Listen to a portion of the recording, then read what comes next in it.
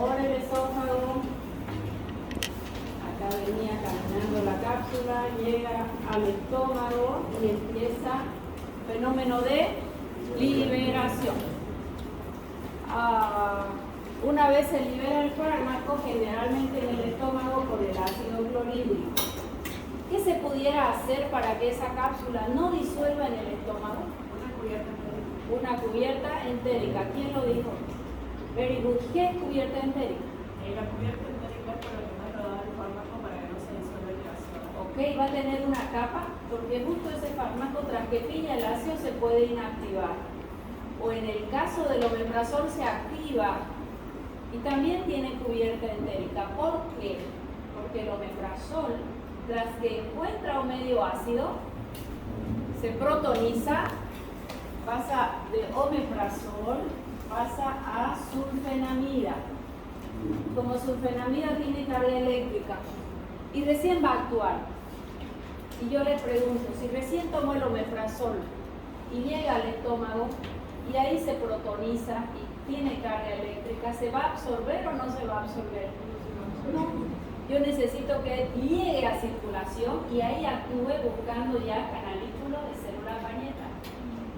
En ese caso el omeprazol sí precisa una cubierta, que el estómago no le haga nada y después llegue al intestino, que el intestino lo absorba y una vez que lo absorba ya él vaya a buscar a dónde va a actuar.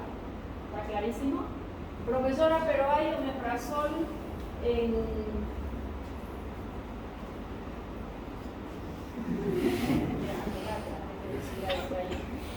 hay omeprazol en sobre. ¿Por qué? Ese no tiene cubierta entérica. ¿A quién se le ocurre algo?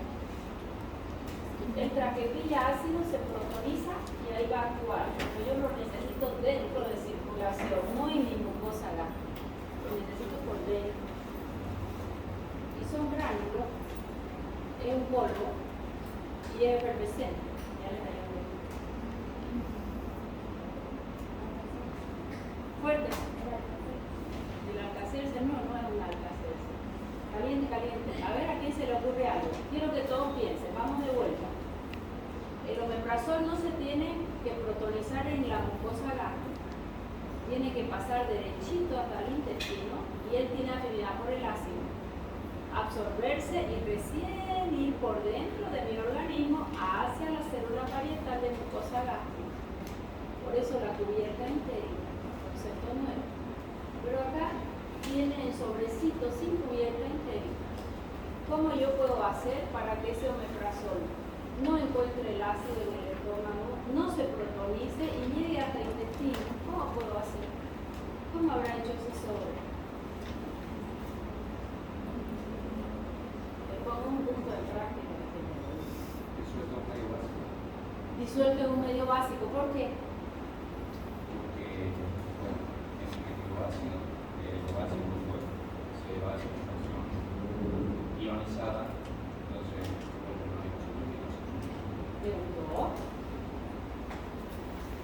ese sobre viene con bicarbonato.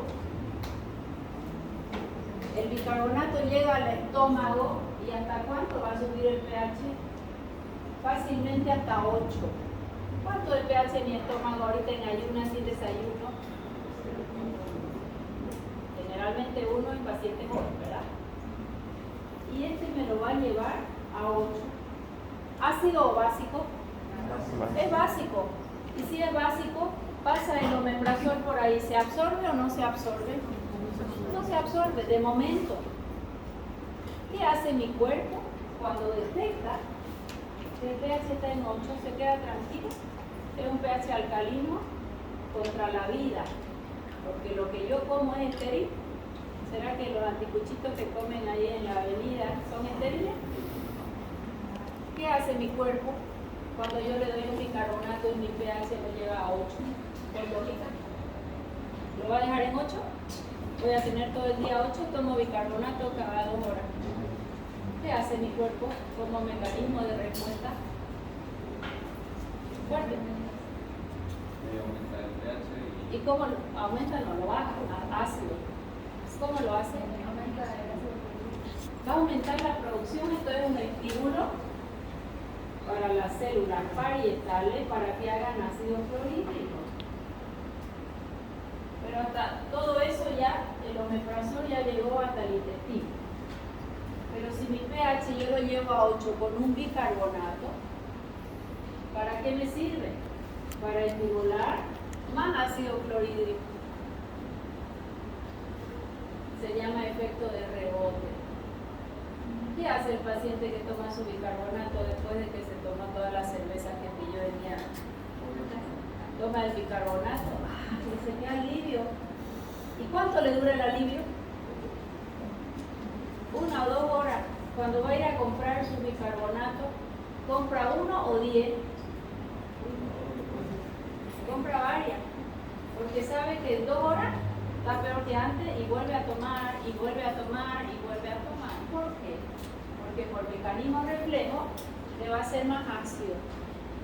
¿Por qué la abuelita te da bicarbonato cuando sientes que no digeriste la comida y te comiste un chancho con grasa? La papa frita, ay mamá mía, el postre porque era tu cumpleaños, era una torta llena de crema.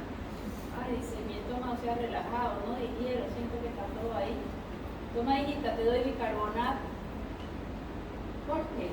Porque el bicarbonato estimula el ácido y al haber ácido va a empezar a digerir. ¿Se entendió? ¿Algún médico ha recetado bicarbonato? ¿Por qué? Porque si da bicarbonato lleva el pH a 8 y rápidamente da más acidez láctica. Ese es el mecanismo que utiliza ese sachet de omeprazol para que no se absorba en el estómago, que no se protonice en el estómago y se absorba en el intestino. ¿De acuerdo? ¿Y qué otra ventaja hay? El omeprazol actúa cuando hay mucho ácido y el bicarbonato hizo mucho ácido. Lo potencia. Por mecanismo doble. ¿Se entendió? Bueno, ya saben entonces qué hacen ustedes cuando toman bicarbonato. Yo soy alcalina, ningún alcalino. Eso va a estimular producción en células parietales de ácido clorhídrico. ¿Está clarísimo? Ya. Porque llegamos hasta ahí porque mi fármaco venía por acá. Y yo pregunté cómo podía hacer, para ver si habían estudiado la práctica de hoy, para que este fármaco no disuelva en el estómago. La liberación empieza en el estómago generalmente, a no ser que tenga cubierta entera. Ya llegó mi fármaco. Ya está en el intestino. ¿Quién lo lleva del intestino? ¿Quién lo recoge? ¿Sistema? Sistema porta, lo va a recoger ¿hacia dónde? Muy mal dibujado, perdón. Hígado. ¿Y el hígado qué hace? Aquí se absorbió. ¿Solo la fracción liposoluble o la no liposoluble? La liposoluble. ¿Por qué? Porque es la fracción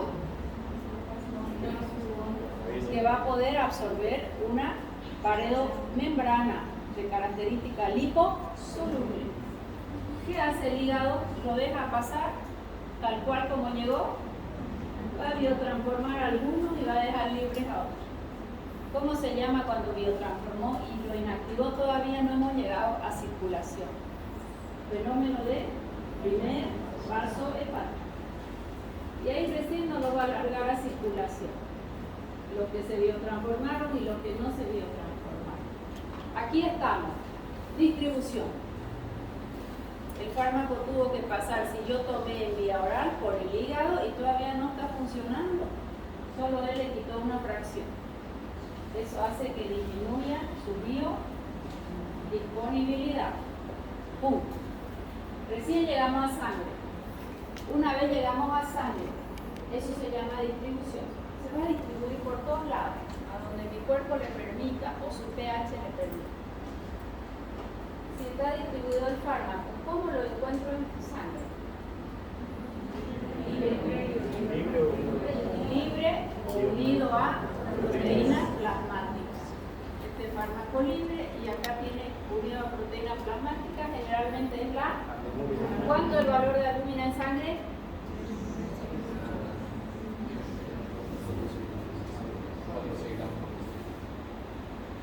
¿Qué dicen los demás? ¿Ok? ¿Qué va a pasar si mi paciente tiene hipoalbuminemia? ¿Un desnutrimiento? ¿Se va a poder unir más acá o se va a quedar libre? Libre. El paciente con baja albúmina va a tener más fármaco libre. ¿Y cuál de los dos es farmacológicamente activo? Libre, farmacológicamente activo. Este va a ir hasta donde mi cuerpo le permita. ¿Y este qué características tiene si está con su proteína tan grande? Está en depósito. ¿Por qué está en depósito? No se biotransforma, porque no puede entrar al hígado porque su molécula que le acompaña es grande. Va al riñón, quiere filtrarse y no puede. La albúmina es muy grande, la albúmina no se filtra. Puede haber una microalbuminuria si hay fiebre o tal, pero no es lo normal. O sea que es un fármaco que está en depósito. ¿Cómo se relaciona al libre del que está unido a proteína? Este mecanismo, ¿cómo es? ¿Qué es dinámico? Este que está libre actúa y se va, y el que está unido le va entregando la misma cantidad. Puedo tener fármaco libre 5%. Ese va a actuar. El que actuó ya se fue, y del que está unido le doy otro 5%, 5, 5, 5, hasta que ya no hay nada. ¿Qué me va a determinar eso? La semivida del fármaco. Concepto nuevo. ¿Qué es semivida? El tiempo al cual el fármaco ya se eliminó un 50%. Esa es semivida del fármaco. Por ejemplo, si el diclofenaco tiene 3 horas de semivida, profesora, ¿por qué lo damos cada 6 o cada 8 horas? Porque es semivida, la mitad ya se fue en 3 horas. Lo dice el libro, 3 horas.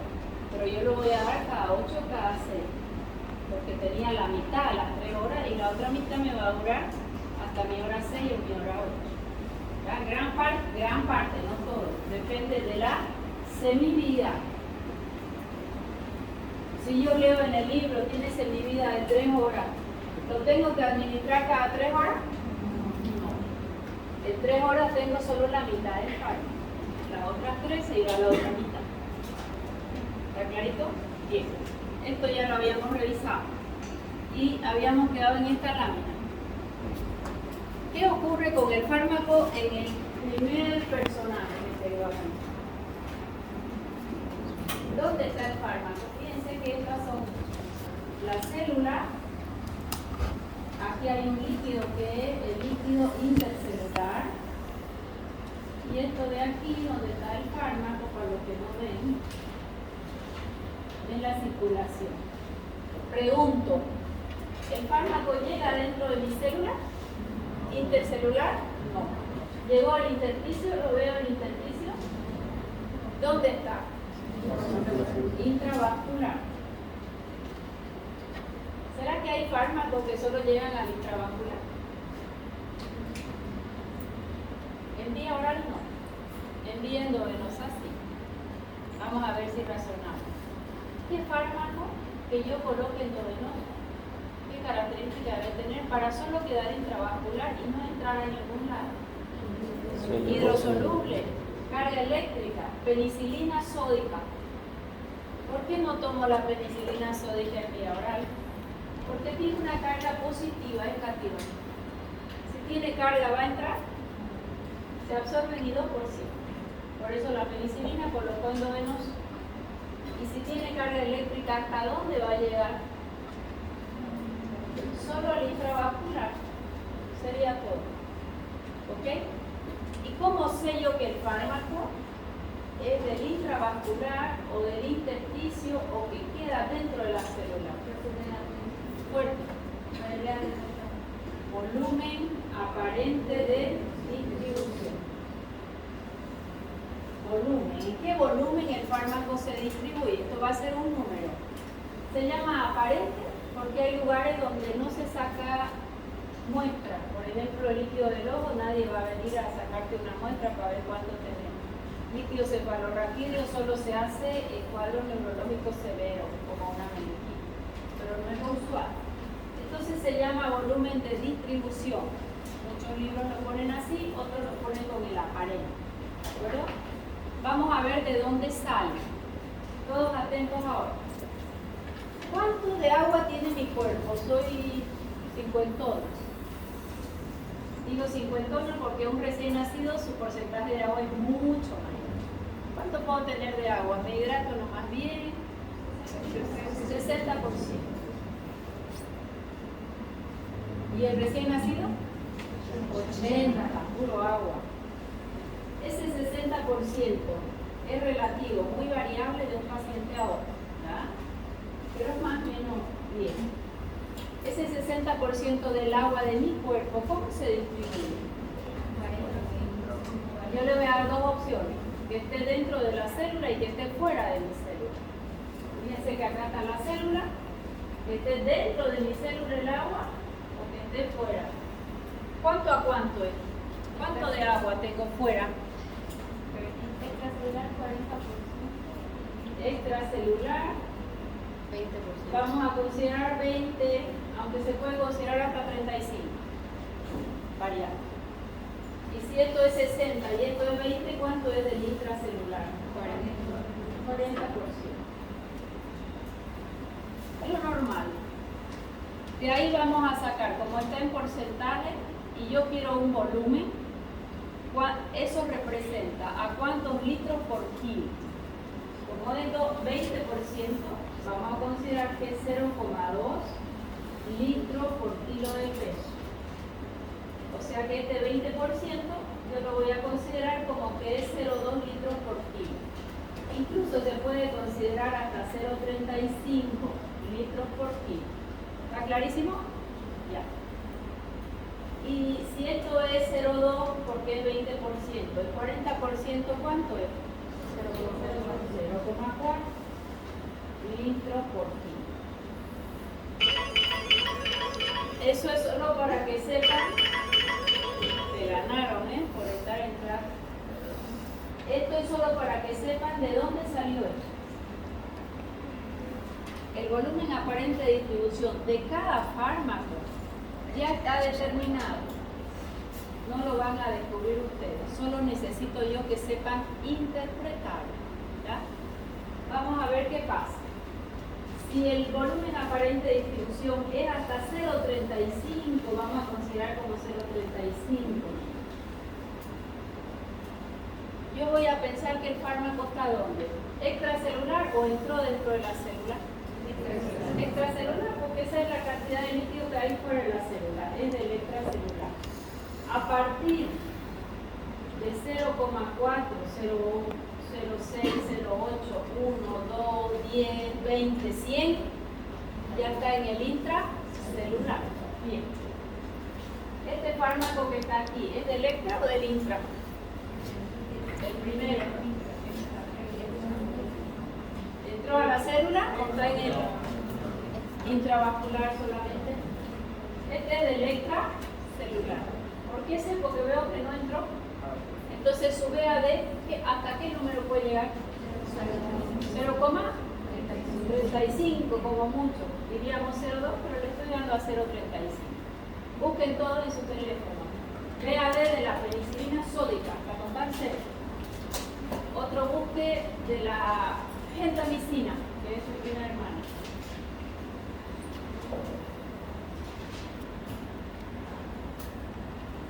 ¿Cuánto es su VAD?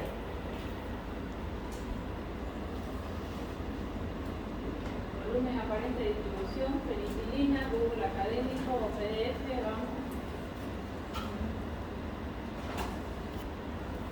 A 0,35, eso ya está descubierto, no lo tienen que ni aprender de memoria. Cuando lean un libro necesito que lo interpreten nada más. Si alguien dice 0,35, la penicilina, ¿es del extracelular o del intracelular? Listo. Voy siguiendo. Fíjense que acá sale ya el fármaco del intravascular, esa penicilina, pero no puede ser penicilina. Y ya entra entre la célula. Intercelular. Este de aquí, el fármaco está en todos lados, en la misma concentración, fuera y dentro de la célula. ¿Qué significa? Que ese fármaco, ¿cómo se comporta? la concentración que yo tengo en sangre es igual a la de todo mi cuerpo, porque el fármaco está entrando y saliendo a todos lados en la misma concentración. ¿Y aquí qué pasó? Desapareció el fármaco y solo se acumuló en la célula. ¿Ok? Este fármaco, estos dos, pertenecen al intracelular hasta 0,6. Y su VAD es hasta 0,6 porque yo sumo 0,4 más 0,2, 0,6. Aquí el fármaco entró al extracelular y ya es del intracelular. Hasta aquí. Pero ¿qué pasó acá? Tomamos una tetraciclina que ya casi no se usa, tiene afinidad por el hueso. Y adivinen dónde se acumula. En el hueso. Le damos una dioxina al paciente para insuficiencia cardíaca y resulta que le damos el fármaco hoy, un comprimido como siempre, no hay efecto. ¿Hasta cuándo no hay efecto? Hasta el día 10. ¿Por qué? Porque le damos la dioxina, desaparece de sangre y se acumula en el corazón y en los músculos, principalmente. O sea que lo que yo doy desaparece de sangre ¿hasta cuándo? Hasta que se saturen los compartimientos donde ella se acumula. ¿Qué estoy diciendo? Que el fármaco se acumula. No todos los fármacos se acumulan. Dioxina tiene mucha afinidad por corazón y músculo. En 10 días recién va a cumplir su mecanismo de mejorar la contractilidad. Ah, pero el cirujano o el terapista no tiene tiempo. Este paciente tiene insuficiencia. Le va a dar dioxina endovenoso, dosis alta. Satura el compartimiento y hoy tengo la respuesta. Eso se llama dosis de saturación. ¿En quién va a pasar el fármaco que se acumula? Primero yo tengo que saturar todos los compartimientos donde se acumula y recién el fármaco va a quedar tranquilo en sangre para poder actuar. Dosis de saturación.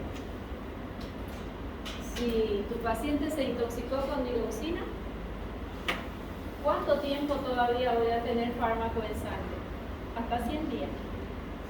¿Por qué? Porque todo lo acumulado se va a ir entregando. ¿Se entendió? Lo mismo pasa con amiodarona. Amiodarona es un antiarrítmico clase 3. Doy amiodarona, no hay efecto.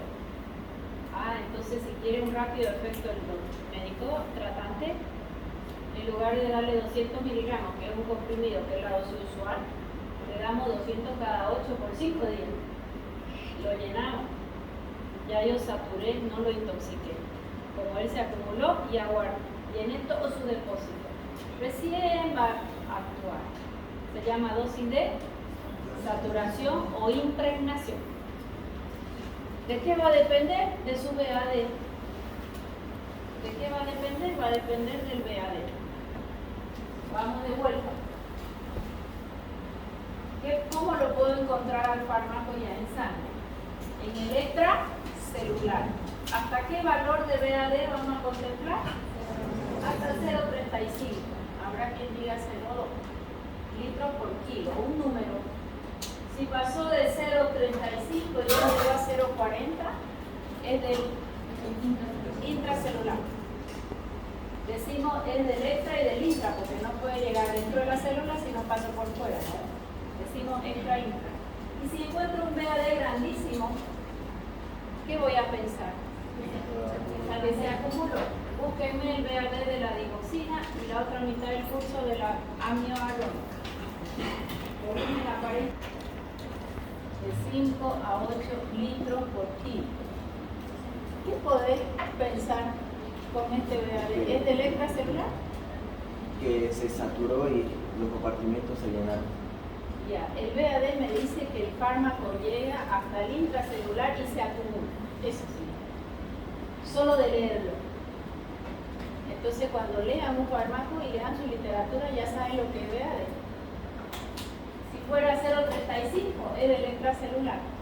Si fuera 0,6 del extra y del intra. Pero aquí es muy alto.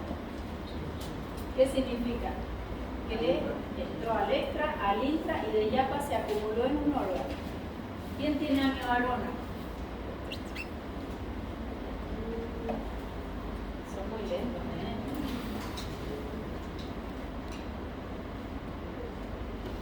¿Alguien? Puede ser 65,8. Puede. ¿Quién da más? 65,8. ¿Qué te está diciendo? ¿Con quién necesitas más días para saturar? ¿Con digoxina o con amiodarona? Amiodarona se acumula en todos lados, debajo de la piel y te da un color azulado, en el corazón, en el músculo, donde quieras. Tu dosis de impregnación es alta, a 10 días y creciendo. Este VAD es más alto o más bajo que digoxina. Su acumulación es mayor o menor que digoxina. Ya. Búsquense mi vida de amiodarona en intoxicación. ¿Hasta cuántos días el paciente va a tener amiodarona en sangre? 106 días. ¿Cuántos meses son? Ya no le damos más amiodarona.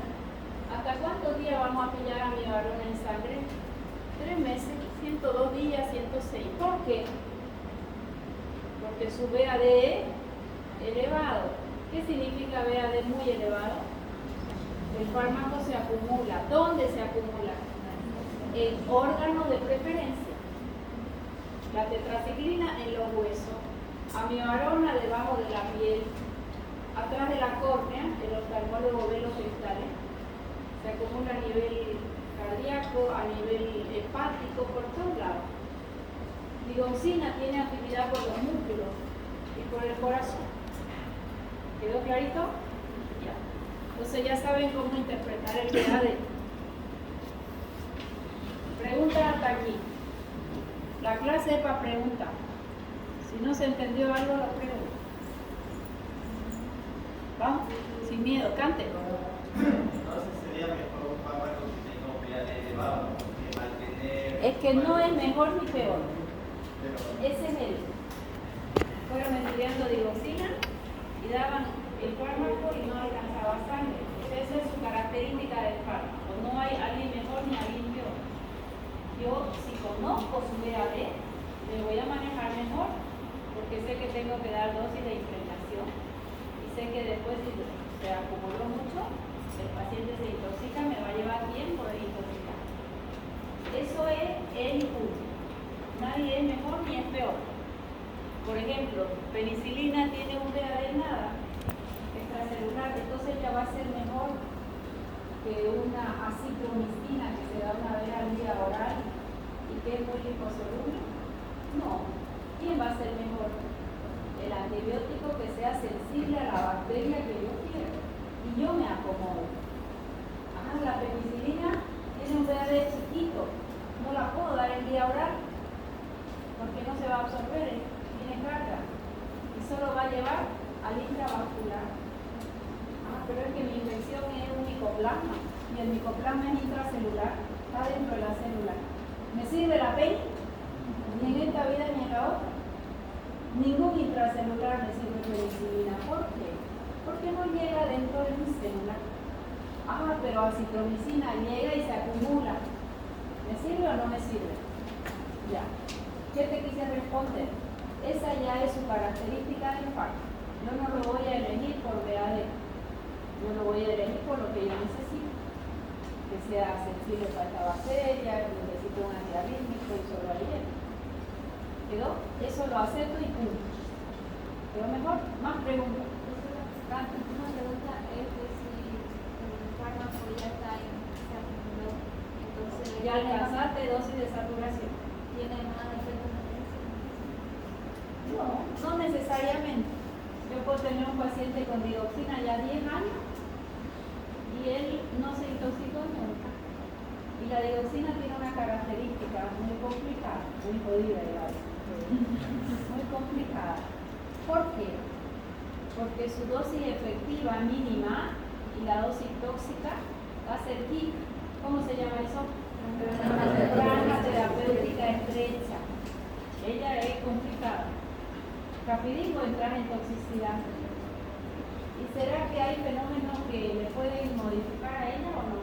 Si dan otro fármaco, por ejemplo, le pelean su proteína, le pelean la absorción, le pelean la biotransformación y puede entrar en toxicidad. Pero yo puedo tener un paciente que lleva digoxina 10 años y nunca se intoxica. Doctora, ¿qué hace que no? Espera un ratito que se me va la idea. Y nunca se intoxicó. ¿Por qué? Porque no hubo una interacción, porque todo sucedió más o menos similar. Pero este otro pobre paciente tiene 5 fármacos, porque tiene insuficiencia cardíaca, porque hay que darle furosemida para secarlo un poco, porque entra en ICC, porque además tiene una arritmia de base, porque además toma para la depresión un antidepresivo, porque además tiene estreñimiento y le dan otro fármaco, y hay interacción. Y puede o no llegar a una toxicidad con la dosis usual. ¿Ya? Cada paciente es un mundo. Ningún paciente, si fuéramos todos pacientes acá, vamos a ser iguales. Si yo le doy el fármaco, intentamos medir niveles plasmáticos del mismo fármaco, se lo di a la misma hora y todos tienen más o menos la misma edad. Y lo puedo clasificar por mujer, hombre, por grupos etarios. Nadie va a tener la misma concentración. Unos absorben más, unos absorben menos. Unos biotransforman más, otros biotransforman menos. Unos tendrán más albúmina, otros menos. El riñón de uno funcionará más porque toma más agua, el otro menos. ¿Me debo entender? O sea que no puedo a priori generalizar la farmacocinética de mi paciente. Yo la tengo que ir mirando. Si yo sé que el fármaco con dosis X se intoxicara porque se acumula, ¿a qué tengo que estar atento? Si le mido niveles plasmáticos, se hace eso, nivel en sangre, cada pasada me sale 2.000 pesos. ¿Le voy a pedir a cada rato? ¿A qué voy a estar atento? A sus reacciones adversas. Cuando estudiemos digoxina, vamos a ver que el paciente que se intoxica con digoxina, ayer estaba perfecto y hoy se levanta y le dice a su hija, cuidado, cuidado, están los soldados, nos están atacando. Y lo mira, yo creo que la abuela se volvió senil. Cuidado, cuidado, hay alguien que me espía. Es tu tío, y el tío ya se murió. Me está espiando. Cierren las puertas y ventanas. Delirio de persecución, paranoia se llama eso, es un signo de intoxicación con digoxina. A nivel del sistema nervioso central hay delirio y paranoia, pero ayer estaba perfecta, no puede ser senilidad en un día, ¿no? Hasta anoche que vinimos a despedirla estaba todo ok. Y se levanta y empieza a querer caerse y va de un lado, como que te tomaste una copa, y empieza alteraciones en la marcha. Segundo signo de intoxicación. Y si le pregunta cómo ve ella, todo lo ve como es, pero en el contorno de cada cosa que ve se ve verde amarillento. Yo no veo de su ojo verde amarillento. Ella mira todo lo que ve con un halo alrededor de cada objeto verde amarillento, pero eso se lo tengo que preguntar. Ella no me lo va a decir probablemente. Y otro signo de intoxicación importante de digoxina es el vómito en el copete. Si te comiste algo y vas a vomitar, te acomodás en el baño y vomitas, ¿ves? Acá es un vómito incoercible y con mucha potencia. Es un vómito central. Ese vómito lo tiene pacientes con meningitis a veces. Hemos tenido pacientes acostados en la terapia y el vómito llegó hasta el pecho. Y él está acostado inconsciente. Eso se llama vómito en el copete. También es característico de digoxina. ¿Me debe entender? La digoxina ya tiene su VAD. Ok. Yo sé que se acumula. Hacemos dosis de impregnación. Ahora, ¿cuál es el desafío? Que no entremos a intoxicación. ¿Cómo me voy a dar cuenta? Por los signos. La familia lo debe conocer. ¿Cuáles son los signos? Avisa y ¿qué se hace? No se le da ya digoxina y se intenta ir corrigiendo cada síntoma o cada signo. O en otros países se hace anticuerpos antidigoxina que vienen y la neutralizan. No los tenemos. ¿Está bien? Okay. ¿Respondí tu pregunta? Ya. Más preguntas. A ver si en las preguntas aclaramos. Entonces, el VAD Depende de lo que comió mi paciente.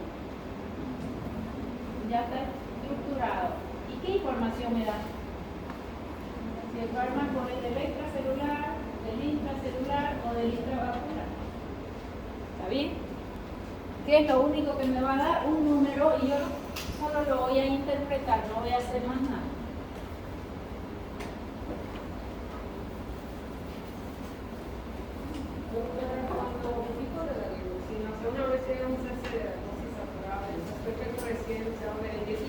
Sí. Si no tenés apuro, en 10 días recién lo consigue el médico y le dice, va a venir al día 10 y le hace un electro y va a mirar la diferencia. Pero si estás en la emergencia y ya no tienes más que hacer y tenés que digitalizar a tu paciente, se lo haces endovenoso y lo digitalizas en 24 horas. Lo mismo a mi varón. A mi varona le puedes hacer con endovenoso en un solo día hasta que entres a la dosis. Va el cardiólogo mirando su monitor, va entrando el fármaco endovenoso. ¿Hasta dónde va a ser la dosis? Hasta que él ve que su electro ha bloqueado las arritmias. Si estamos en una emergencia y no pudiste controlar con nada tu arritmia, ahí haces a mi varona. A mi varona es bella, tiene el mecanismo de acción de todos los antiarrítmicos juntos. No hay arritmia que se resista. ¿Cuál es el problema? Que tiene algunos efectos adversos irreversibles, no en todos los pacientes. Puede ser fibrosis pulmonar irreversible. Puede que no la haga. Su molécula tiene yodo, entonces puede hacer hipo o hipertiroidismo también. Tiene varios efectos adversos. Se acumula en los ojos y disminuye la visión. Debajo de la piel, el color azulado, pero bueno, no va a pasar más de eso. ¿Está bien?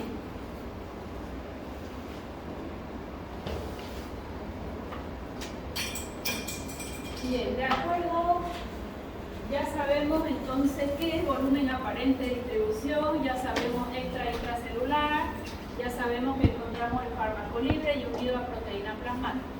Ahora vamos a ver los 3 modelos de distribución de los fármacos. 3 modelos de distribución. 1, 2, 3. A uno le vamos a llamar monocompartimental, al otro bicompartimental y al otro tricompartimental. O sea que en BAD ustedes van a pillar un número o les va a decir el libro, este fármaco es monocompartimental, bi o tricompartimental. ¿Qué ocurre acá? Pusimos este fármaco al paciente. Esto es antes de la administración, este es nuestro paciente. Puse el fármaco, que son los puntitos rojos. ¿Cómo se ha comportado el fármaco? Todo el cuerpo se comportó como fuera un solo compartimiento. ¿Qué significa? Que la dosis que tiene en sangre es la misma que tiene en el corazón, en el cerebro, en el pulmón, en todos lados. Eso significa, es un modelo monocompartimental. ¿Qué es monocompartimental? Que el fármaco se distribuye en el cuerpo como si fuera un solo compartimiento de todo el cuerpo. Es la misma concentración en todos lados. ¿Se entendió? Ese es un modelo monocompartimental. En la literatura te dice, este es mono, este es vivo, este es monocompartimental. ¿Quedó clarísimo? Seguimos. Antes de la administración, este ya es bicompartimental. ¿Dónde se fue el fármaco? A los órganos más irrigados. Coloco el fármaco primero va a los órganos más irrigados y después cómo se comporta como un solo compartimiento. Ese es bicompartimental. El modelo bicompartimental, coloco el fármaco, órgano más irrigado primero y después se comporta como un monocompartimental. A ver aquí, el de arriba es monocompartimental, el segundo órgano más irrigado y después se comporta igualito a este. Tricompartimental, antes del fármaco, órgano más irrigado, todo mi cuerpo se comporta como un solo compartimiento, y acá ¿dónde queda? Acumulado en los órganos de preferencia. ¿Todos son tricompartimentales? No. ¿Qué fármaco les he nombrado tricompartimental? Dioxina, mioarona. ¿Y la penicilina será tricompartimental? ¿Por qué me dicen que no? Porque no llega más. Porque apenas llega a circulación y no va para ningún lado, jamás va a ser tricompartimental. Adivinen cada cuántas horas hay que poner la penicilina en una meningitis por un meningococo, que es su elección. Cada 4 horas. Su semivida es cortísima y se va y no alcanza niveles altos. Cada 4 horas. Profesora, ¿por qué usted dice que en meningitis va a usar una penicilina si tiene carga eléctrica? Y si tiene carga eléctrica, ¿llega al sistema nervioso central? ¿Atraviesa barrera? ¿Atraviesa o no atraviesa? Si es doble membrana lipídica y ella tiene carga. ¿Atraviesa o no atraviesa? Ahora busquen en su teléfono penicilina sódica. ¿Es útil en meningitis meningocóxica? Pongan a ver ChatGPT. Rapidito. ChatGPT ya pensó por ustedes, pero hay otro piensa que tiene que hacerlo igual. Pongan a ver, penicilina sódica, ¿es útil en meningitis por un meningococo? Pongan a ver qué sale. ¿Va? Yo sé que tiene carga y la tengo que poner endovenosa.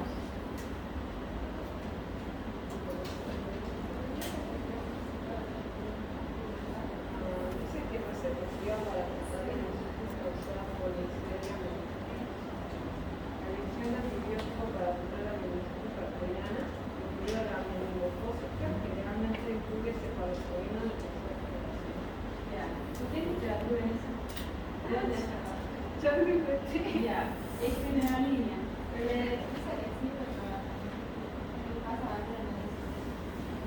Dice que sirve y es su primera elección porque como ya casi nadie la usa, su sensibilidad es mejor que una cetotaxina o cetotaxina. ¿Por qué? Porque si hay meningitis, esas células no están prendidas entre sí y abren unos poros. Por ahí va a pasar la meningitis. Ah, profesora, y si yo tengo faringitis estreptotóxica y me colocaron intramuscular una penicilina, que es su hermana de la sódica, una benzatínica, llega al sistema nervioso central, no tengo meningitis, no llega. O sea que es útil solo en meningitis. En meningitis hay una característica que abrimos poros y pueden pasar sustancias iones. Solo en meningitis. Si la meningitis ya va mejor y esto se cerró, ya no me sirve. Y uso cefalosporina. Ahí te ha querido decir que de lesión es una cefalosporina porque es para gran positivo, para gran negativo y atraviesa la barrera aunque no haya meningitis. Eso te quiso decir. ¿Quedó mejor? Ya. Monocompartimental, bi y el tricompartimental.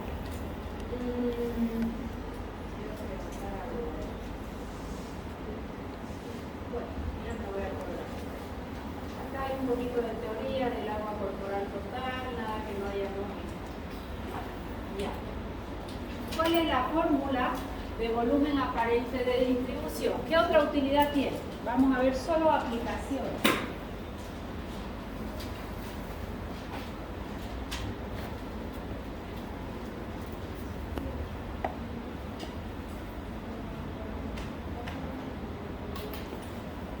BD o BAD es lo mismo. ¿Qué dice ahí? Dosis, ¿verdad? Sobre concentración plasmática. Así lo han sacado todos los que han estudiado los fármacos para decirnos este es su BAD. Han puesto la dosis que se administró al fármaco sobre en sangre qué concentración alcanzó. ¿Para qué puede servir esa fórmula? Se lo voy a enseñar con un ejemplo. Nuestro paciente convulsiona, ¿ya? Y le están dando su carbamazepina, 200 miligramos cada 8 horas. Es un anticonvulsivante. El paciente sigue convulsionando. Buscas un libro y dice, puedes alcanzar hasta esta concentración plasmática para que no convulsione. Concentración plasmática. Hasta ahí tiene que alcanzar y seguramente ya no va a convulsionar. Si ya yo sé la concentración plasmática, ¿el BAD lo conozco del fármaco o no? Sí. Si yo y no sé qué dosis voy a administrar, su dosis va a ser igual a qué? BAD, que es conocido por la concentración plasmática que me da el libro. ¿Se entendió? O sea que sirve para determinar la dosis de un fármaco cuando yo sé qué concentración plasmática debo llegar. Otro ejemplo más claro. Resulta que nuestro paciente es un gran quemado. El gran quemado se infecta con qué bacteria? Ese es su pio. Le hicieron su cultivo al paciente. Y a este lado ponen los fármacos sensibles, aquí los resistentes, ¿y quién queda al medio?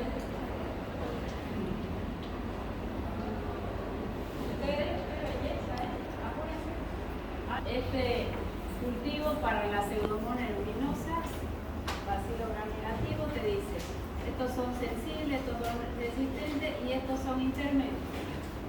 Resulta que sensibles no hay ninguno, resistentes hay muchos, pero medio está, por decir, amicacina. ¿Qué dosis le doy? La máxima tolerada. Más que todo, yo no sé exactamente para ese paciente cuál es su máxima tolerada. No lo sé. Pero cuando esto ocurre, aquí se hace otro laboratorio que se llama concentración inhibitoria mínima. Y solo se va a testar en este disco solo amicacina. Solo amicacina. Solo es amicacina. Como profesora, si los discos pone uno muchos antibióticos. Para hacerla así, solo el antibiótico intermedio. Y aquí este disco va a tener 0,1 microgramos ml. Este va a tener 0,2.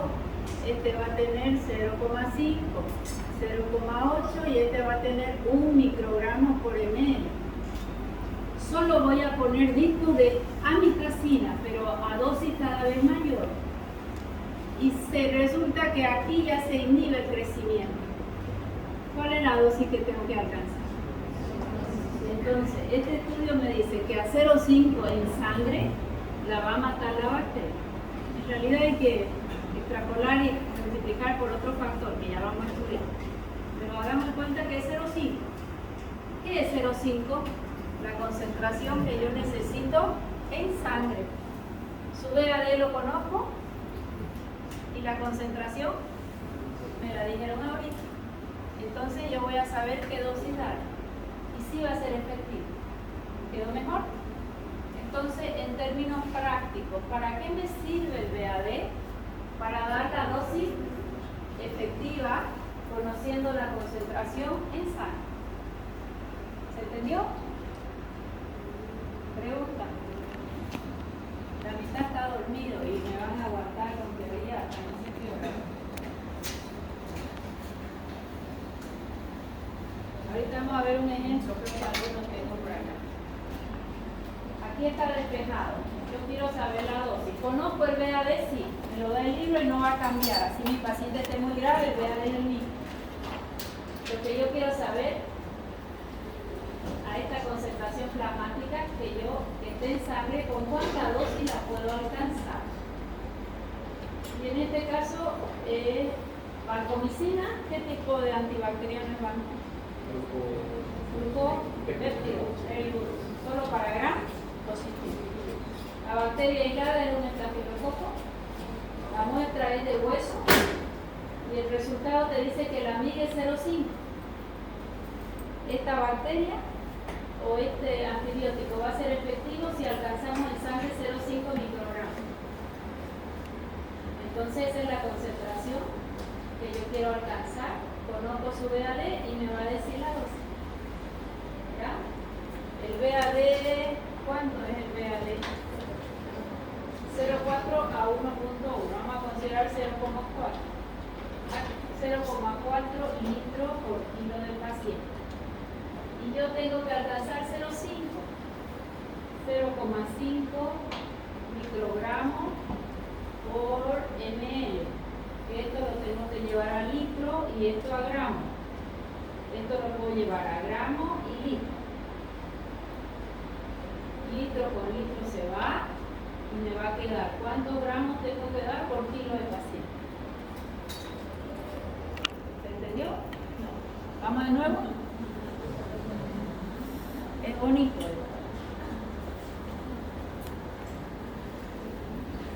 Voy a preguntar. ¿Conozco el BAD de la banco? ¿Qué voy a investigar? ¿A qué dosis va a ser efectiva la banco, verdad? ¿Quién va en el numerador?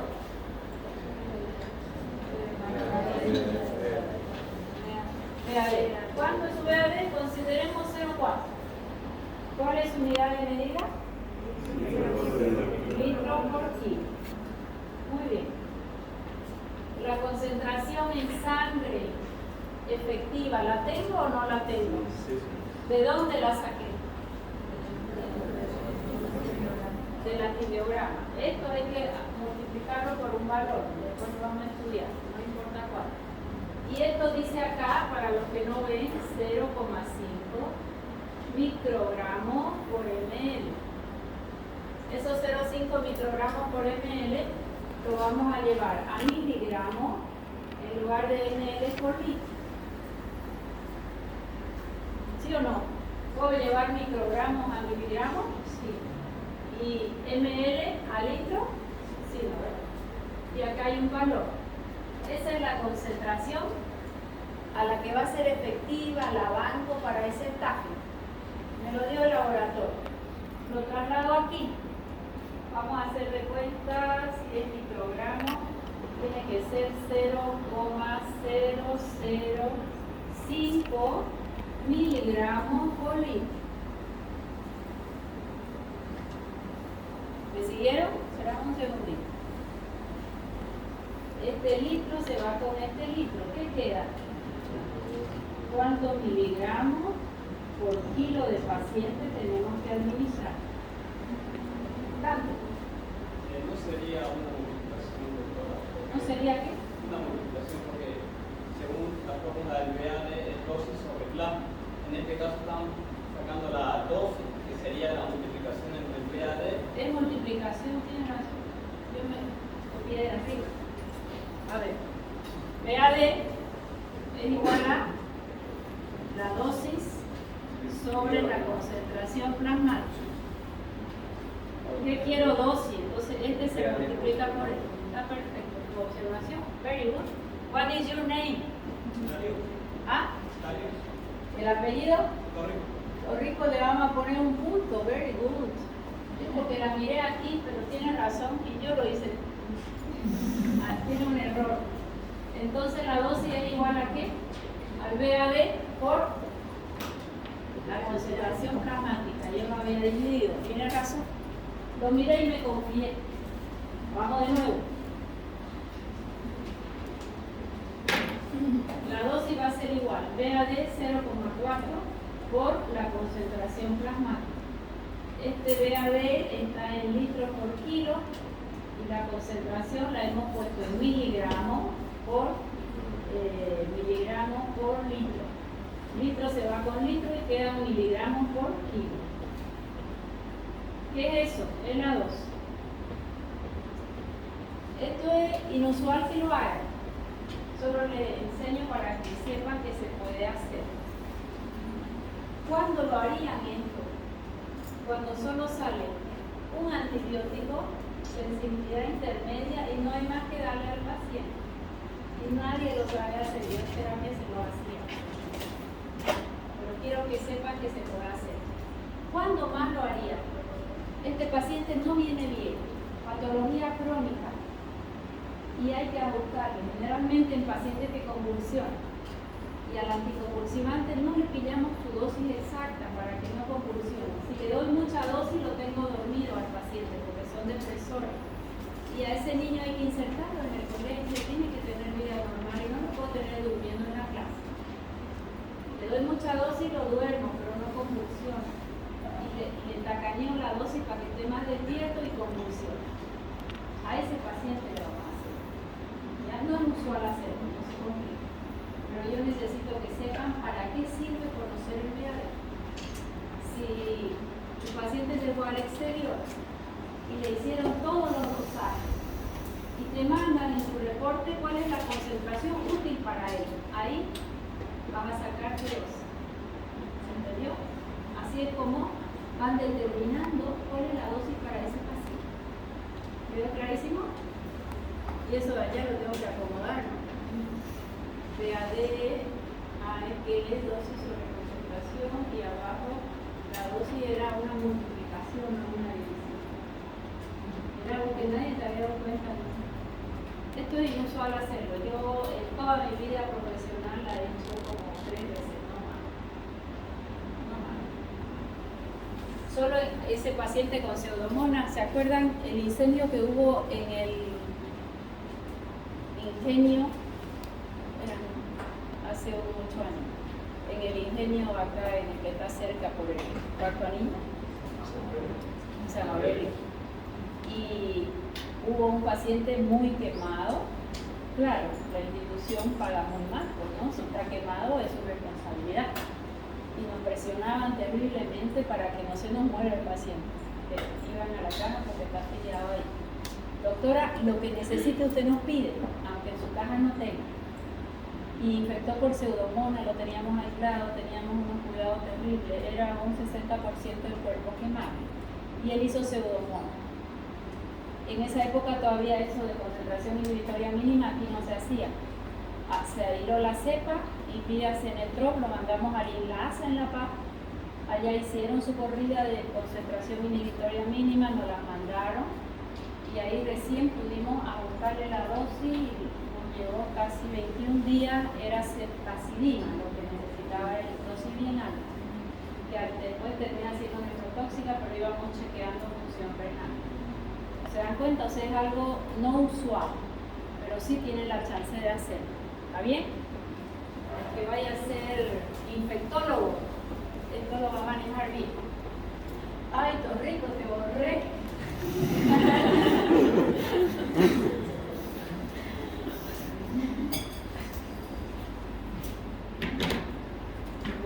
Porque después me olvido y me vas a decir el último día de clase, ¿se acuerdan? Yo tenía un punto, doctora, y te voy a decir no me acuerdo. Si no lo anoto, no me acuerdo. Bien, todo lo que les hice buscar, aquí hay ejemplos. Diosina 7. Gentamicina, ¿cuánto es? ¿Extra o intra? Lidocaína. Extra e intra, pero dura poco. ¿Ellas saben por qué? Porque en el plasma hay enzimas que la biotransforman y la destruyen, ni siquiera llega hasta el hígado. Propanolol, extra e intra. Su semivida será más larga, la del propanolol o la de la nortriptilina. Esta es semivida más larga. ¿Quién tiene semivida más larga? ¿Propanolol o digoxina? Digoxina. Muy bien. Ya. Hemos estudiado en distribución cómo encuentro el fármaco libre y unido a proteína plasmática. ¿Qué más es esto? El VAD, ¿cuál es su fórmula? Es la dosis sobre concentración plasmática. ¿Para qué me sirve? Para determinar una dosis de algo extremadamente complicado que yo sepa la concentración. ¿Cuántos modelos hay de distribución? 3. ¿Qué es un mono? Un solo compartimiento, irrigado y luego mono. ¿Y el tri? ¿Qué más falta en distribución? Cuando estudiemos fármacos, estudiamos su mecanismo de acción, sus efectos farmacológicos en cada órgano. Cuando estudiamos farmacocinética lo ponemos así. ¿Qué era la Cuando lleguemos relevante en cada fármaco, si no, nunca vamos a acabar de estudiar. Y en distribución ponemos, sube ADN y lo ponemos, pero ya lo saben interpretar, porque no se lo voy a pedir de memoria, lo necesito, voy y lo busco, sería todo. Si es mono triocompartimental, lo necesito y voy y lo busco. Solo aquí vamos a poner los tricompartimentales que son especiales, porque se va a acumular. Y después, ¿qué más vamos a poner? Vamos a poner BHE. ¿Qué es BHE? Barrera hematoencefálica. Si atraviesa o no atraviesa. ¿Qué más vamos a poner? Placenta. Estos son los datos que vamos a... También podemos poner cuánto está unido a proteínas plasmáticas. Eso ya cuando estudiemos cada fármaco. Cuando yo le pregunte, a ver, hábleme de su distribución. Su unión a proteína plasmática es 30, 40, 50, 1. No se lo voy a pedir de memoria. Pero eso es lo que buscamos y ya yo lo voy a usar. Su modelo de distribución, solo si es tricompartimental, es re importante, porque se acumula. Y luego sí tienen que saber si atraviesa o no barrera hematoencefálica. ¿De qué va a depender que atraviese o no? Liposolubilidad. Fármacos que atraviesan barrera hematoencefálica van a tener más reacciones adversas o menos. Más reacciones adversas. Muchos de ellos deprimen y otros son estimulantes. Al que deprime le va a quitar atención. Y al que estimula, ojo, si tiene patología de base. A un paciente que convulsiona, ¿le puedo dar fármaco estimulante? ¿Le puedo dar esos estimulantes que se toman para no dormir? Esas son las características que vamos a estudiar en distribución. ¿Qué tengo ahora? Placenta. Si buscan literatura se dice barrera placentaria y los ginecólogos le llaman barrera placentaria. Pregunto, ¿una barrera deja pasar o no deja pasar? No deja pasar. ¿Y la placenta deja pasar? Le vamos a llamar ventana placentaria. El libro dice barrera, es una ventana. Eso me lo enseñó un profesor y tiene toda la lógica del mundo. La ventana deja pasar todo. Si la mamá se toma un whiskycito, ¿qué le va a pasar al feto? Va a dormir bonito y se va a deprimir. ¿Sí o no? Si se tomó un diazepam porque quería dormir, ¿qué le va a pasar al feto? Se va a dormir. Si se tomó unas 3 tazas de café, ¿cómo va a estar este enano aquí adentro? Y lo siento, ay, que no me deja descansar para 3 tazas, sí, se tomó todo el estimulante que pidió la mamá. Entonces, ¿pasa o no pasa? Es una ventana. ¿Qué es lo único que no pasa? Lo único que no pasa es algo que tenga carga eléctrica muy alta. Que esté muy ionizado, es lo único que no va a pasar. Vamos a ver si razón. Esta mamá hizo una faringitis estreptocóxica. Está la garganta llena de placa. ¿Qué le vamos a dar para afectar los niños al feto? Le vamos a dar una penicilina, que ya saben su DAD, o una acitromicina. Las dos van a ser sensibles. ¿Ya? ¿Qué le doy? ¿Por qué le quería dar penicilina?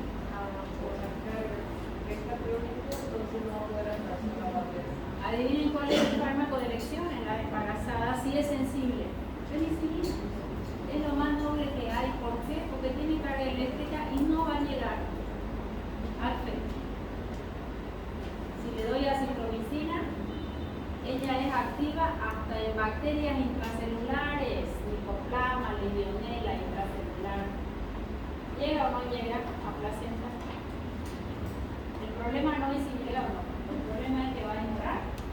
Y el problema es que ese feto no la puede detoxificar y se le va a acumular. ¿Se entendió? ¿Qué vamos a elegir en embarazo? Fármacos que atraviesen los venos.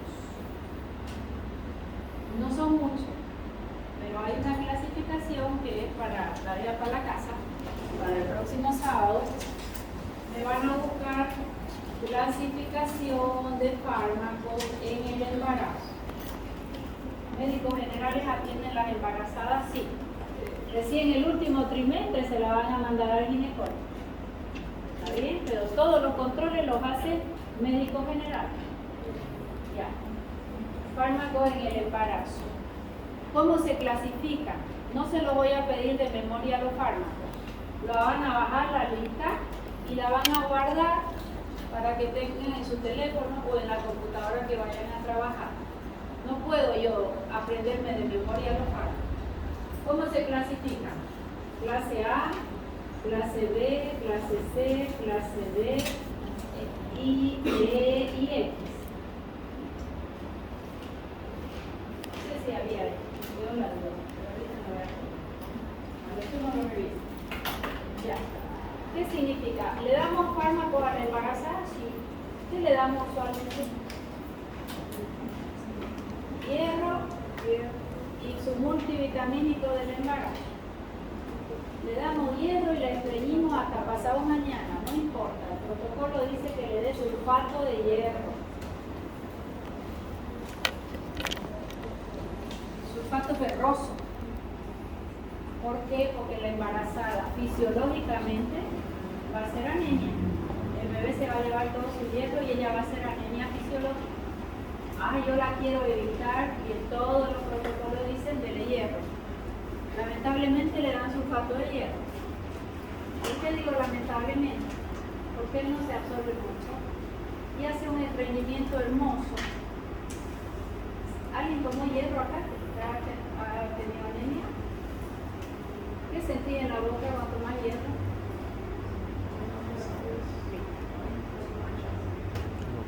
Ya, ¿quién más?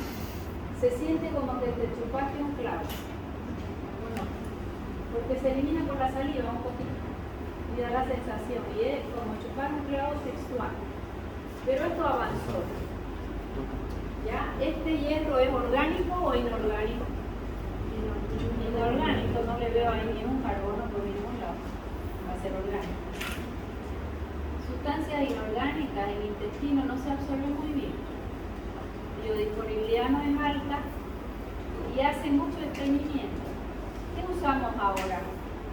Muchos minerales los usamos quelados, concepto nuevo. ¿Qué significa quelado?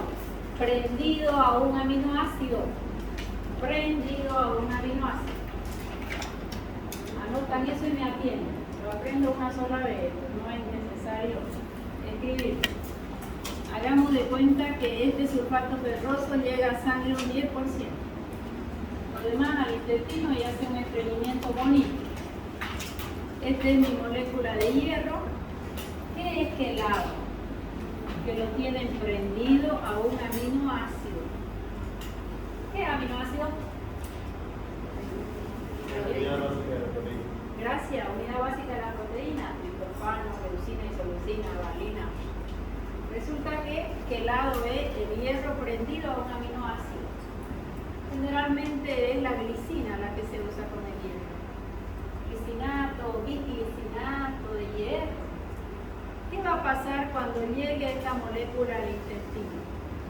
El hierro se absorbía poco. ¿El aminoácido se absorbe o no se absorbe? Se absorbe. Sí, porque es lo usual para ese intestino. Se absorbe y me jala el hierro. Si me lo jala y él se absorbe bien, la biodisponibilidad del hierro ¿aumenta o disminuye? O sea que mejor biodisponibilidad, mejor tolerancia, menos estreñimiento. ¿Se entendió? Me van a usar quelado.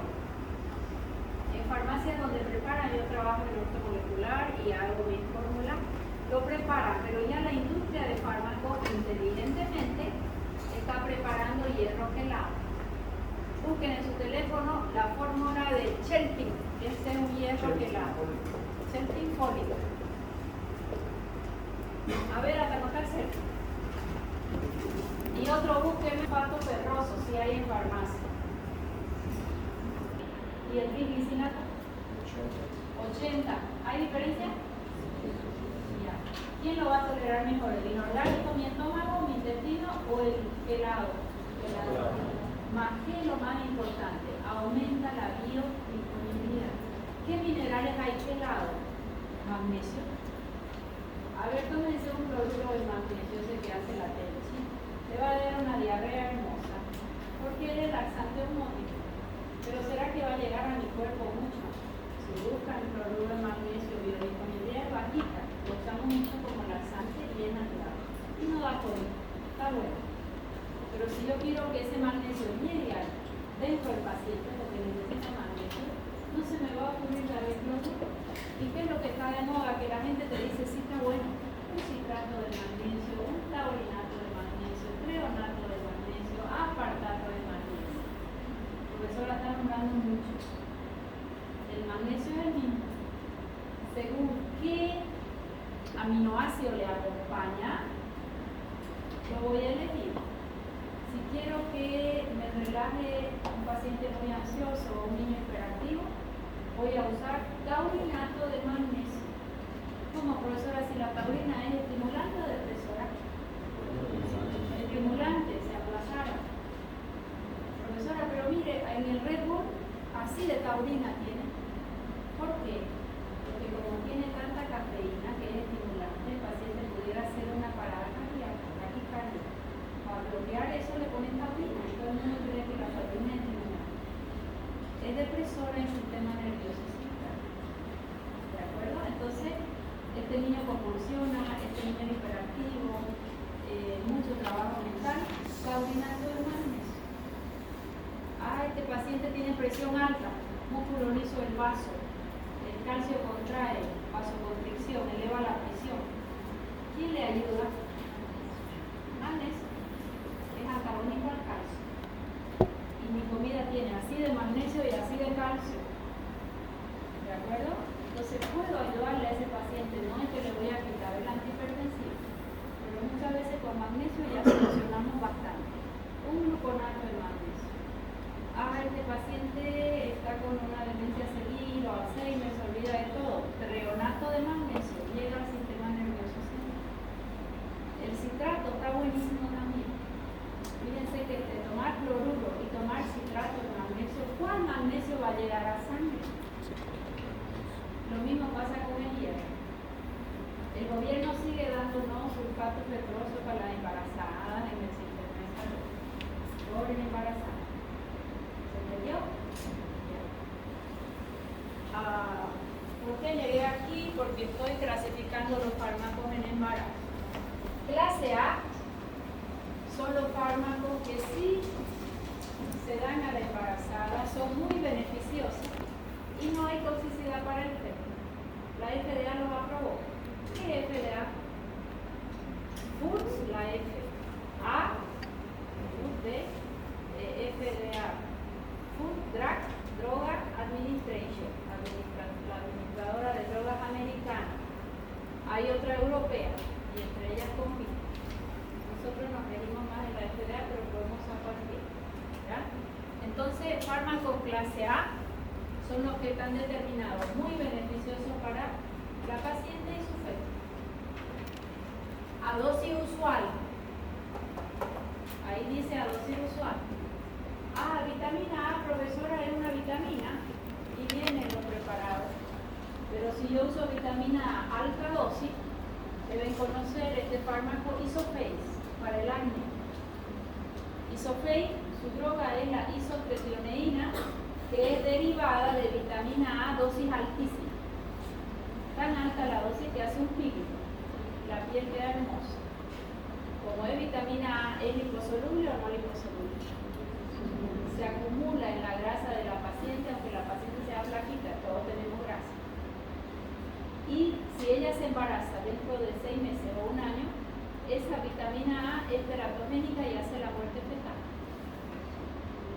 O sea que en fármaco clase A decimos vitaminas y minerales a dosis usual. Porque si vos usas vitamina A a dosis alta, hace muerte fetal, es teratogénica. Teratogenia es malformación o muerte fetal. ¿Ya? O sea que, ¿quiénes son mis fármacos clase A? Están comprobados que son beneficiosos para la mamá, no dañan al feto a dosis usual. ¿Quiénes son? Vitaminas y minerales.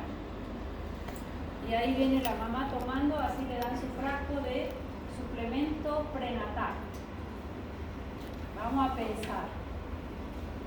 Al final se trabaja en la seguridad social y te dan tu hierro y te dan tu suplemento para que le dé a la embarazada. El hierro ya lo hemos charlado. Y si yo tengo un frasco de vitaminas prenatales con el vencimiento a 5 años, ¿qué tienen que haberle puesto ahí para que dure 5 años? Una cantidad de químicos terroristas. Y eso lo tomamos felices y contentos. ¿Okay? Hay un estudio que han hecho en Brasil, estudiando la placenta para ver la cantidad de químicos en la placenta. Está entre 200 y 800. ¿Qué ocurre con nuestros niños hoy en día? ¿Qué han visto ustedes que está en elevación? Autismo. Les hace pruebas genéticas y no es autismo genético. Le hace electroencefalograma todo al niño y es normal. Es un autismo ambiental, epigenético se llama eso. Por nuestros hábitos y todo lo que comemos, el aire que respiramos, las ondas de los celulares, probablemente eso es lo que ha ido modificando la epigenética y son niños que nacen, en términos sencillos se lo voy a decir, con un basurero pandí. Así le digo a la mamá, basurero es el hígado que no biotransforma como debía. Y el niño venía bien, esta historia la he escuchado muchísimo, caminaba y hablaba y un buen día hace un clic y ya no mira a nadie, no tiene contacto visual, le llama por su nombre y no vuelta. Hablaba 6 palabras y ya no habla ni una. Es terrible. ¿Qué pasó? Y la mamá dice, tranquilo, vacuné. Y entonces le echamos la culpa a la vacuna. La vacuna tiene minerales pesados. No es la vacuna en sí, es su sistema de su basurerito, no lo pudo detoxificar. Es como que se llenó y se rebalsó y ahí hizo un clic. Otros te dicen, estaba todo bien, doctora, y enfermo de neumonía, lo internamos. Y yo creo que fueron los antibióticos. Es como que eso rebalsó. ¿Se dan cuenta? No es el antibiótico, no es la vacuna en sí, es una suma de fenómenos que hace que ellos no tengan una buena detoxificación. El otro te dice, de ayer, esta mamá, doctora, estaba perfecto, mi hijo hablaba, jugaba, era el más inteligente de todito, ya tiene 3 años. Hicieron amigdalitis, yo creo que fue la anestesia, pero desde esa cirugía mi hijo es otra persona. Usted le habla y no vuelta. Las palabras que sí ella no dice, todo es Es como que ella lo relaciona con ese fenómeno, pero no es ese fenómeno en sí, es la gotita que rebalsó. ¿Ya? Eso les va a tocar a ustedes, por eso les hablo un poco de lo llevo al pediatra, no, téngale paciencia, ya va a hablar, es muy mimado, porque no tenemos un médico pediatra especialista en esto. Y de pronto van al neurólogo, que corresponde, y le hacen todo lo neurológico y está todo bien. Genéticamente no es autismo genético, el autismo genético es de casuística muy baja, gracias a Dios, pero son autismos ambientales. Antes teníamos 2 de estos niños cada 100 nacimientos. La proyección para este año es 38 nacimientos de 100. ¿Se entendió? Probablemente relacionado con toda la intoxicación. Y cómo hemos ido cambiando los hábitos. Los niños hoy nacen por cesárea o de parto natural. Thank you. Y cuando ellos pasaban por el canal vaginal, toda esa flora materna pasaba por nariz y boca al intestino y empezábamos con tener buena inmunidad. Hoy los chicos tienen más reflujo, todos alérgicos, intolerantes a la lactosa. ¿Por qué? Tienen 10 días, la mamá no tiene leche, va al trabajo, no quiere darle mamar y les metemos fórmula. El bebé nace con un intestino hiperpermeable abierto. ¿Por qué? Porque debe tomar el calostro materno que tiene proteínas grandes y ese calostro le va a dar su inmunidad y tiene que pasar por intestino. Entonces es una hiperpermeabilidad fisiológica. Después de 4 días que baja la leche a la mamá, recién se cierra para que venga la leche de la mamá y no pase todas las proteínas. Y si le metiste fórmula? ¿Se va entendiendo? Ok. Nace ya sin flora porque nacieron de cesárea. El amamantamiento es otro cuento. ¿Por qué llegamos ahí? Bueno, eso solo porque la mamá recibe su multivitamina. ¿Será que yo puedo cambiar esa multivitamina? Ay, no tengo hambre, tengo vómito, no voy a comer, pero tomo mi vitamina. ¿Será que eso es mejor que una buena nutrición? ¿Quién va a tener una mejor vitamina? Que yo me coma mi manzana. Mejor si la pelo, porque también hay químico por fuera. Embarazada, mi manzana y mi fruta, unas 3 frutas al día, con buenos vegetales, o un multivitamínico que lo han encerrado ahí por 5 años y lo han llenado de químicos. ¿Queda clarísimo? Sin embargo, clase A son todos estos fármacos. Profesora, ¿y la penicilina entra en A? No, solo vitaminas, nutrientes, minerales. En clase B, la mamá hizo infección, no la voy a dejar ni con infección urinaria ni con su faringoamigdalitis. Tengo que dar antibióticos.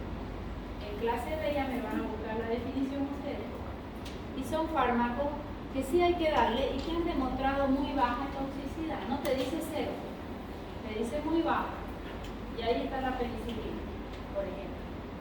Me van a bajar las listas, van a buscar un buen archivo en PDF, siempre en Google académico de preferencia, y ya se la van a guardar, porque eso les va a servir cuando ejerce. O cualquiera que te pregunte, mira, estoy embarazada, me dio esto el doctor, busca tu lista. Y siempre buscaremos el menos tóxico. Esta mamá tuvo un accidente, pero acá dice que el fármaco no se debe dar porque va a ser tóxico al feto, lo siento, hay que darlo. Tuvimos una paciente, antes yo daba capacitación a los médicos de los centros de salud hace muchos años, cuando era farmacéutica. Teníamos discusiones hermosas. Y esta mamá, tuberculosis, estaba en tratamiento y se embaraza. Y ya tenía como 4. Este era el quinto. Y son 4 fármacos el esquema, ¿no? Entre B y no es un fármaco, son en total 8 o 7 según el peso. ¿Qué hacemos ahí? Uno de ellos es más teratogénico que los otros, pero son no más tóxicos para el feto, peor que sea dosis alta. ¿Qué hacemos? Si no le hago tratamiento de TB, ¿qué va a pasar con la mamá? Se va a ir deteriorando y puede provocar la muerte de ella y del feto. Que no es una muerte rápida, no se va a morir en 3 días, no es un cáncer, es lento. ¿Sí? ¿Qué hacemos? ¿Le damos la medicación o no le damos? Esa discusión era de lujo, había mucho casuística de malformación en el feto. Si le dábamos, si no le damos se muere. ¿Qué hacemos? Beneficio-riesgo. Como médico, apuestas por mamá, ¿no es? Porque encima hay 4 más. Más no tiene la tuición de hacerlo. La mamá decide. ¿Y mamá qué decide siempre? Entonces se los llamó a los 2, era toda una junta, y se le expone que hay la probabilidad de malformación, no 100%. Si ustedes recuerdan la tragedia de la talidomida, las mamás que recibieron talidomida, sus hijos nacieron sin piernitas y brazos, uno solo con deditos, eso se llama cocomelía. Pero de 100 mamás que tomaron, no todas salieron con cocomelía, un 20%, por ejemplo. Acá es igual, hay la probabilidad, nadie puede decir que el 100% va a ser teratogénico en los fármacos de TB. Se la llama a la pareja y se le dio tiempo para pensar porque era el inicio del embarazo si es que había que interrumpirlo. ¿No? Vuelve la mamá y dice, no, yo sigo con el embarazo y sigo con el tratamiento, sáquenme lo que usted cree que son mis manos. Nació el niño y nació perfecto. ¿Sí?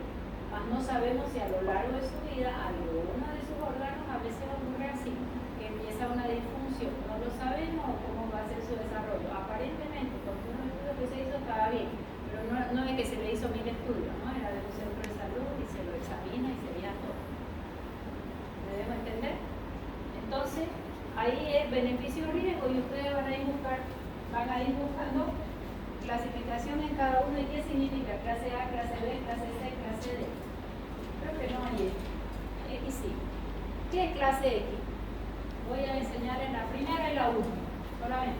Voy a buscar lo demás y los fármacos. Se los voy a pedir para los otros sábados. Que la tengan ahí la lista, ¿ya? Clase X son los fármacos. Bajo ningún punto de vista se debe administrar en la mano. Proscrito. Contraindicación absoluta. ¿Por qué? Porque hace muerte fetal. ¿A quién se le ocurre un fármaco que pueda hacer muerte fetal? ¿A quién se le ocurre? A ver, ¿qué fármaco puede provocar la muerte seguro del feto? ¿Qué características tienen los fármacos quimioterápicos para un cáncer? Actividad por células en crecimiento. ¿Qué es el feto? Ya, si la mamá no hace un cáncer de mama y hay que hacer quimio, hay que esperar, o sacan el bebé o esperan, porque si le hacen la quimio durante el embarazo va a provocar la muerte fetal. ¿Qué otro fármaco hace muerte fetal que lo mal utilizan como abortivo? Misoprostol, el Citotex. El misoprostol es un análogo significa que se comporta igual a una prostaglandina. ¿Ya? ¿Qué son las prostaglandinas? A nivel gástrico ellas me protegen porque baja el ácido, aumenta bicarbonato, aumenta glucosa, aumenta moco. Entonces cuando daban a INE que hacían gastritis, se les ocurrió darle prostaglandina para que no le haga gastritis. ¿Y qué empezaron a ver? Que si la paciente estaba embarazada, hacía aumento de frecuencia en contracciones uterinas y hoy en día lo mal usan como abortivo. Eso es clase X. No se debe dar a la mamá embarazada porque es abortivo. ¿Ok? Les he enseñado clase 1 y les he enseñado clase X. Me van a buscar. Yo no se lo voy a pedir de memoria nunca. Sí les voy a preguntar qué es clase A, qué es clase B, qué es clase C. ¿Está bien? Bueno, eso es fármaco en el embarazo. Sí, casi todo. Lo único que no atraviesa es lo altamente ionizante. ¿Ventana o barrera? Ventana. Listo. ¿Qué es mejor para la embarazada? ¿Algo enfrascado o una buena nutrición? Una buena nutrición. ¿El embarazo es fisiológico o patológico? Fisiológico.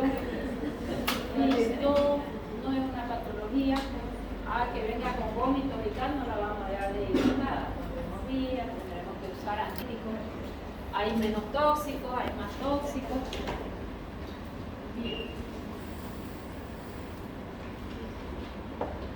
Cuando estudien gineco vamos a ver cómo se formó la placenta y ya no es un tema de mi clase de ahora, ¿ya?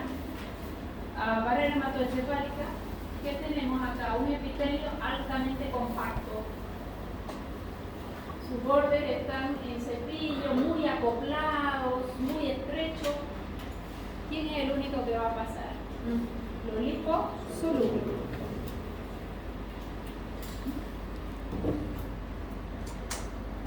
Lo único que va a pasar es los liposolubles. Ahí hemos hablado siempre de los antialérgicos, ¿verdad? El que da sueño y el que no da sueño. El que no da sueño, que lo tomaré en el día, loratadina, cetiricina. ¿Qué características tiene si no da sueño? Su mecanismo de acción es idéntico a los dos. Bloquean el receptor H1 de histamina, antagonismo competitivo reversible. ¿Qué característica tiene el que no da sueño? Al pH de la sangre tiene carga eléctrica, entonces no debiera atravesar. Y ese paciente que te dice, usted me dijo, doctor, que no iba a dar sueño, y no es más que lo tome y me da sueño, ¿qué yo voy a pensar?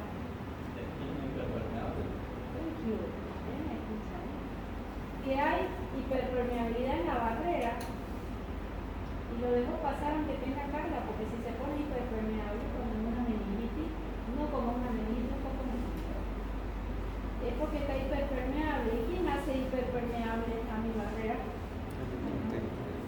Se comunica con intestino vía linfático, intestino hiperpermeable. ¿Alguien leyó algo de intestino hiperpermeable? Algo tengo en su tiempo libre. Se reúnen de ellos. ¿Ya? Ok. O sea que va a depender de la liposolubilidad. Yo diría, hoy en día, además de la liposolubilidad, de la permeabilidad de la barrera. ¿Ya? Quien está inflamado, generalmente hay cierto grado de hiperpermeabilidad. ¿Qué paciente está inflamado?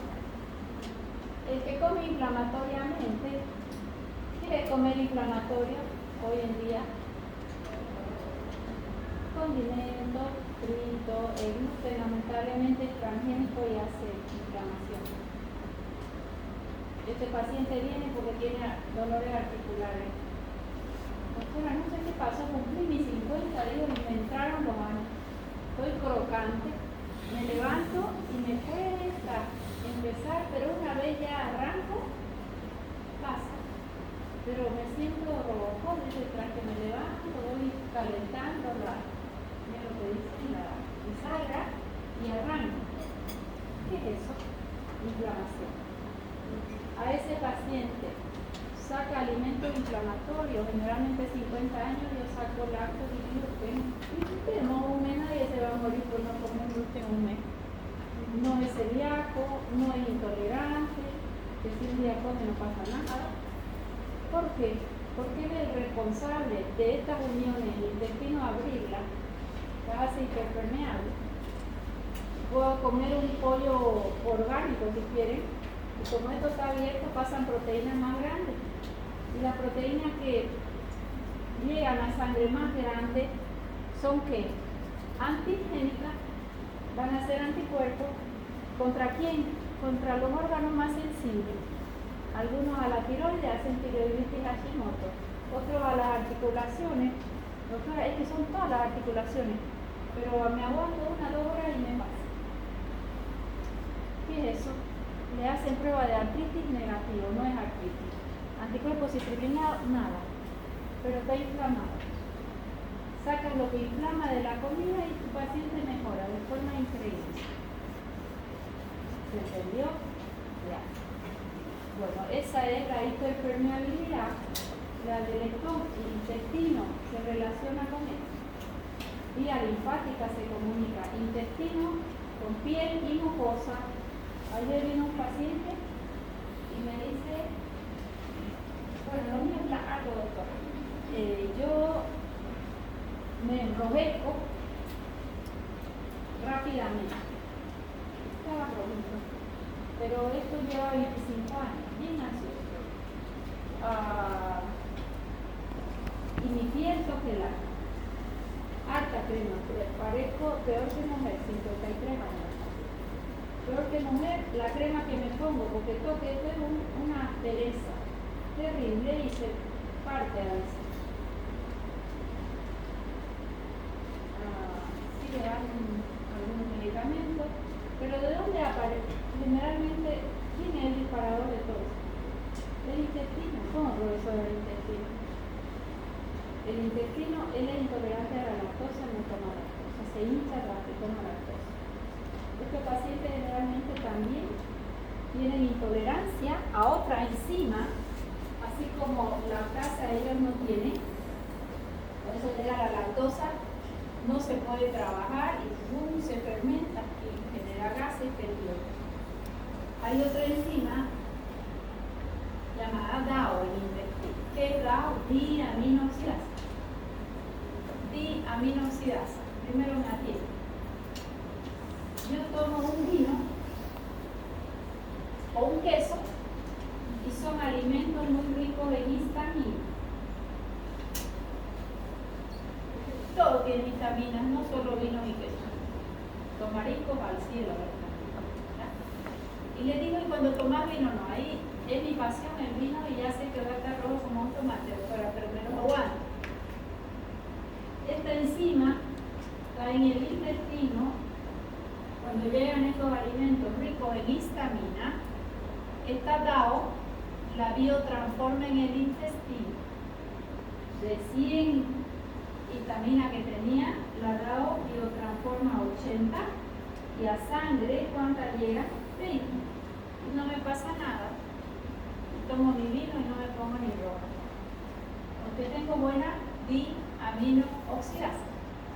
¿Qué pasa en este paciente? No hay lactasa, tampoco diaminooxidasa. Y empieza ese enrojecimiento que muchos creen que es alergia. No como marisco porque me pongo roja, soy alérgica. No es alergia, es déficit de diaminooxidasa. ¿Cómo te das cuenta? Hay un estudio que se hace que vale como 2.500 pesos y ver si es mutación o no. Nada, yo lo que hago es, le doy la enzima de 1 miligramito, se da con cápsula gastroresistente, y si él mejora tomando vino y haciendo lo que hace usualmente, el diagnóstico ya está hecho. ¿Será bueno darle siempre el vino? No, debe evitarlo, pero si va a tomar su vino debería tomar su enzima. Si va a tomar un helado con leche que no sea exagerado, que tome una lactasa que ahora es de laboratorio íntimo y económico. ¿Me debo entender? Entonces su problema es de intestino. Toma antialérgicos todo el tiempo. Él se lo conoce todo, mejor que yo lo conocí. ¿No? Los americanos, los no americanos, el que da sueño, el que trae no sé qué, el que ya. Se lo conocía todo porque es de 25 años. El paciente lee, hoy está todo a un dedo. ¿Sí? Entonces acá hay déficit de grado. ¿Y por qué había esa piel? Porque el intestino sí está inflamado. Y le digo, háblame de tu intestino. Ah, eso me había olvidado, doctora. A la semana de 7 días yo tengo 3 veces diarrea. Pero no me preocupo porque es una sola evacuación, pero es diarrea. O sea, no es que voy cada 5 minutos y vivo con diarrea y estoy deshidratado. Yo voy al baño todos los días cuando me levanto. 3 veces a la semana diarrea. Y si comí mal o con leche ya ni le cuento. Pero eso es normal ya, Margarita. Un día sólido, otro día líquido. ¿Qué es eso? Es un colon agredido. Para hiperpermeable ese colon. Y te hincha, le digo, ¿tiene gases? No sé, dice. Empiezo a tocar un tambor partido en dos. Le acostumbra a vivir así. El paciente dice no, pero cuando lo valora, te das cuenta que sí. ¿Quién fue el responsable? El intestino. ¿Intestino con quién se comunica? Piel, mucosa, barrera hematoencefálica. ¿Por dónde se comunica? Tejido linfoideo asociado a la mucosa. Se llama sistema MAR. Lean un poquito. Sistema MAR, lean intestino hiperpermeable. No hay mucho en el libro ni de autismo ni de intestino hiperpermeable, pero son los pacientes que van a atender. Si yo no mejoro este intestino, él va a mejorar. Su piel tenía rinitis también. Rinitis alérgica, con dolores ya se acostumbró. A la mañana cuando se levanta y después va pasando. ¿Quedó claro? Bueno, vamos si no avanzamos.